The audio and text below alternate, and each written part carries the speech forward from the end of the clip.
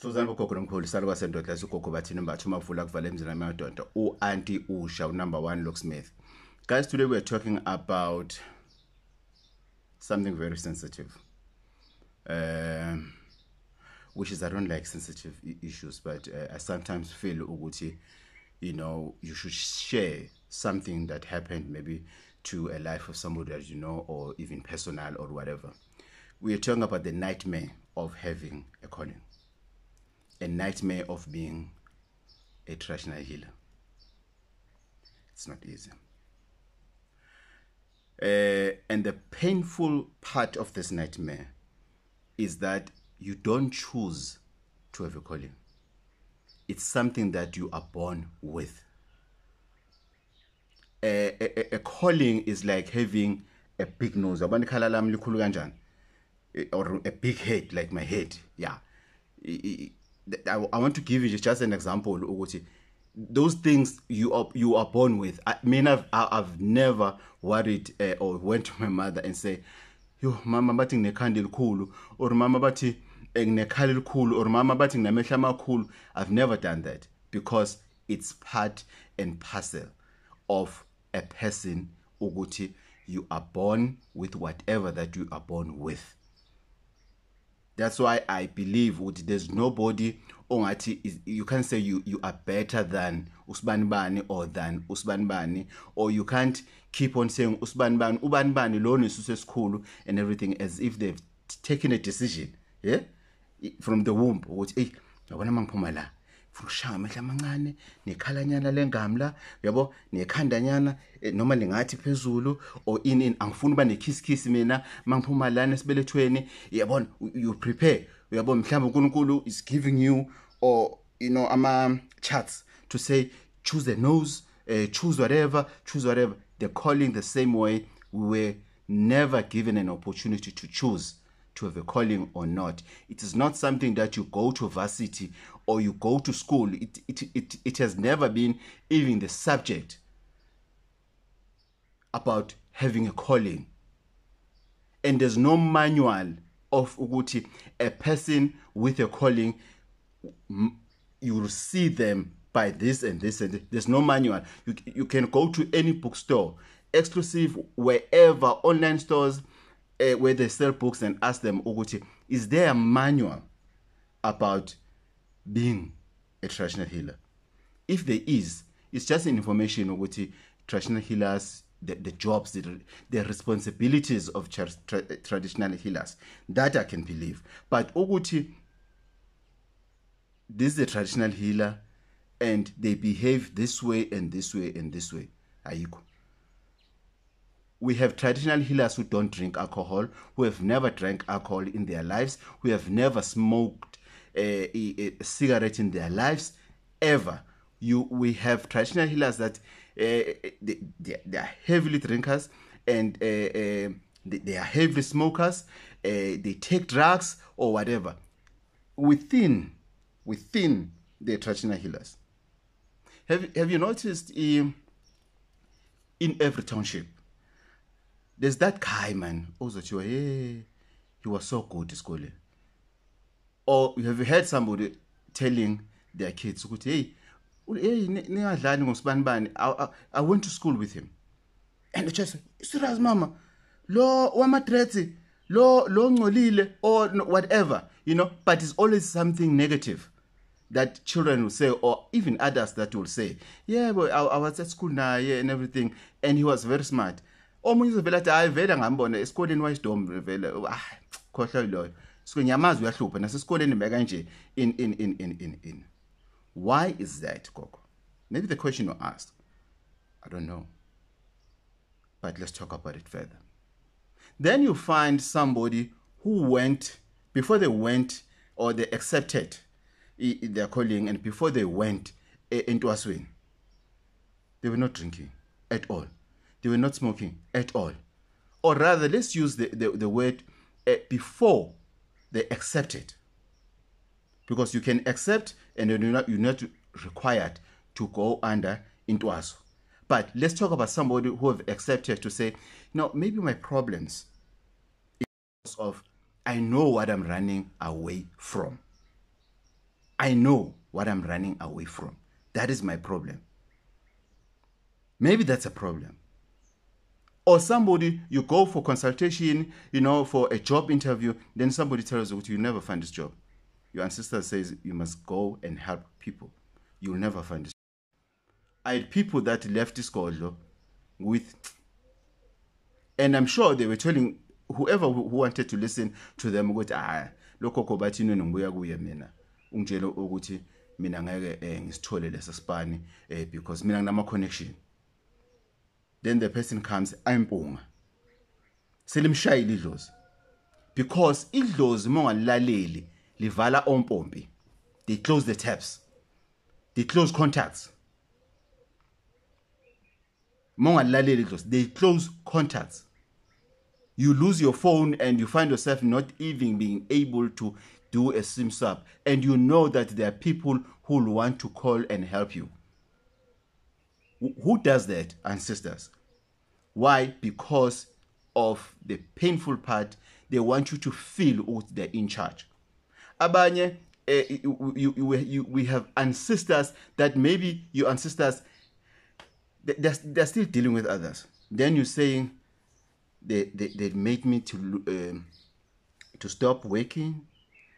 I was married. Now I'm divorced. I was living with my children, very happy and everything. Yeah, no, let me go to a church. I'm going to be born again. I want nothing to do with being a healer because I've done everything for them. Then you go to a church, you become a born again. Remember, there's a video I did talking about the time zones. If you have never watched that video, check it on my channel, time zones. Our time zone and the time zone of ancestors is not the same.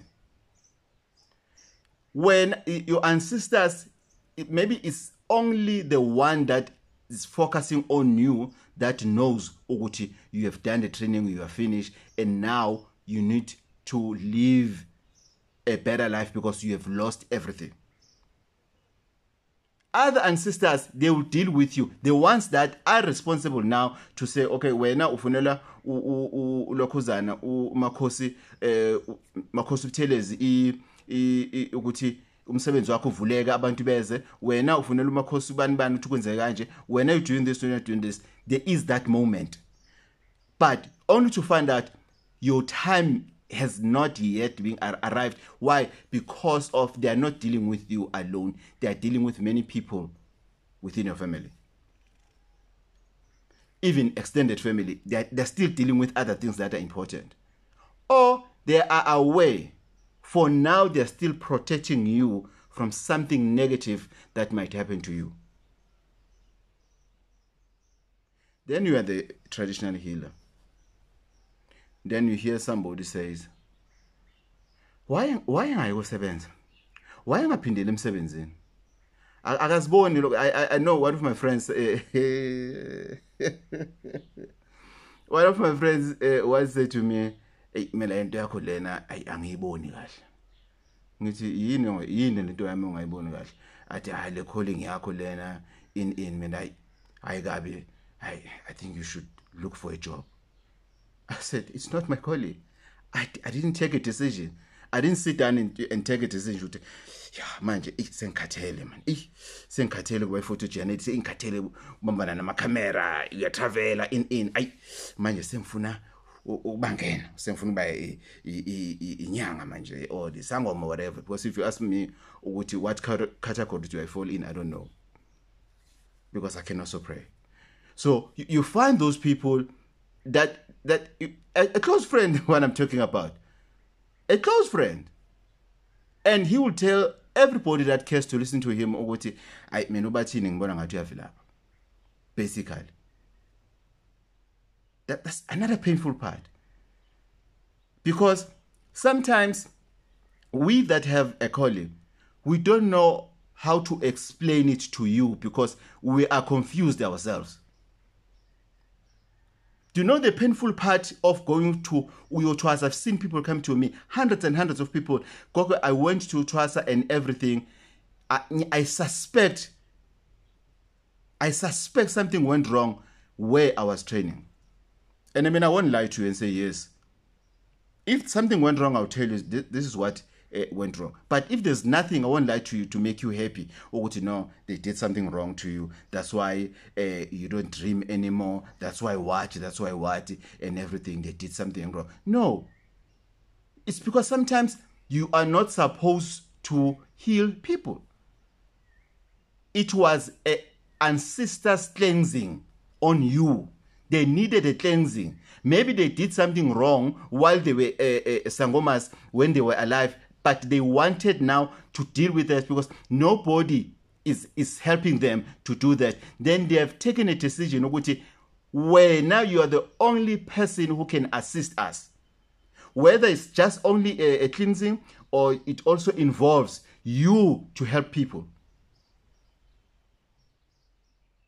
I know we spoke about different types of a calling or on the book. Different types of a calling. Where's this book? This one. There's a chapter that talks about different types of a calling. And I've mentioned in that in this small book that even people that are professionals, sometimes you are not just professional, it's your calling. You'll see that the day you mess up with that job, this was what you were born with, that there's nothing else you can do. So it's not about traditional healers only, but today I would like us to focus on traditional healers, because as traditional healers we go through a lot. Trust me. Trust me when I say that. We are going through a lot. When you come to me as a healer with a headache, you have a very severe headache. Whatever I'm going to do to heal you and everything, you're going to leave a part of that headache with me. If you come to me with your marriage problems, then I help you and everything. Some of the problems that you had, you leave them with me. Everything that you go for a healer to, you leave something. And guys, I don't know what to say about this. And guys, it's not only Uguti, you leave them with me, because somebody will want to be sarcastic and maybe say you leave something because of which means even somebody has a problems with drugs, which means you're going to be a drug addict yourself. No, I'm not saying that. It stays here. And it damaged this. That's why we also need to do counseling. We need to do counseling ourselves. So today's message is clear and straightforward to say people that have a calling, they are also human. As Gule Makanda. And we didn't choose this, and we don't have a control of what our ancestors are planning for us. We don't have that control. I've closed many businesses recently, many businesses. But I didn't sit down and say, now I want to be the failure. No. How do you take that decision? How do you sit down and take that decision as a person? Somebody will say, my ancestors allowed me to work as well and everything. But now I'm losing my job. I've lost my job and they're still quiet as well. That statement to challenging ancestors, then they'll keep quiet and focus to others who are passionately waiting. So we need to be very, very, very careful when it comes to living, dealing, being in a relationship, being in a society, being with what when you're dealing with somebody who has a calling. I'm not talking about people who are in calling for money. That's all they do and everything. Then they don't have a promise and everything. No. And I'm not saying traditional healers, they must struggle and everything. No. Even if you can meet a very nice, well-dressed, well-spoken traditional healer and everything, he has other problems. Maybe it's not just a problem that you'll see with how Gogo Bathini loyana, who's so dirty and everything. What happened to him? It's not only that. You can find me well-dressed, with a tie. Maybe I was from the wedding or whatever and everything. Don't think my life is smooth. You can find somebody sleeping who is a healer. Don't think that individual is just sleeping. Sometimes we don't just sleep, we close our eyes and we go through what happened. And we start with the most painful one. You think about it and you want to really help this individual. It's tough to be a healer. The book is still available. This book is not for only people who have a calling. It will also teach you how to deal with somebody who has a calling.